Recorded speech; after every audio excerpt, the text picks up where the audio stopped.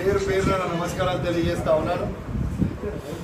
మొట్టమొదటిగా తెలంగాణ ప్రజలకి మరియు ప్రత్యేకంగా నా హుజరాబాద్ నియోజకవర్గ ప్రజలందరికీ కూడా పేరు పేరున సంక్రాంతి శుభాకాంక్షలు తెలియజేస్తా ఉన్నాను. దీంతో పాటు నిన్నటి నుంచి జరుగుతున్న హై డ్రామాతో ఈ తెలంగాణ రాష్ట్రంలో అవుతున్న హై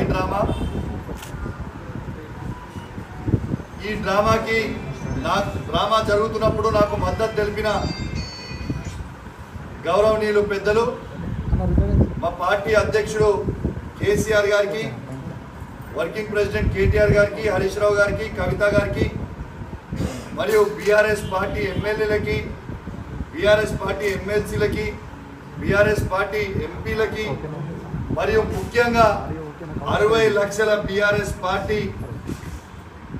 సైనికులకి అందరికీ కూడా నా చేతులు జోడించి శిరస్సు వంచి మీ అందరికీ కూడా నా ధన్యవాదాలు తెలియజేస్తా ఉన్నాను. మీ అందరు కూడా నా ఎంబడి ఈ కష్టకాలంలో ఉన్నందుకు కూడా మీ అందరికీ కూడా ధన్యవాదాలు తెలియజేస్తా ఉన్నాను. దీంతో పాటు ఇవాళ నేను పండుగ కాబట్టి ఇవాళ నేను రాజకీయాలు మాట్లాడొద్దు అనుకుంటా ఉన్నాను. ఖచ్చితంగా రేపు పొద్దున హైదరాబాద్లో ప్రెస్ మీట్ పెట్టి ఖచ్చితంగా పూర్తి డీటెయిల్స్గా చెప్తా అని చెప్పి ఈ సందర్భంగా తెలియజేస్తా ఉన్నాను. ఎందుకంటే కోర్టుని గౌరవించాల్సిన పరిస్థితి ఉంది. కోర్టు దాంట్లో కండిషన్ ఉంది, కరీంనగర్ టౌన్లో ప్రెస్ మీట్ పెట్టొద్దు అని.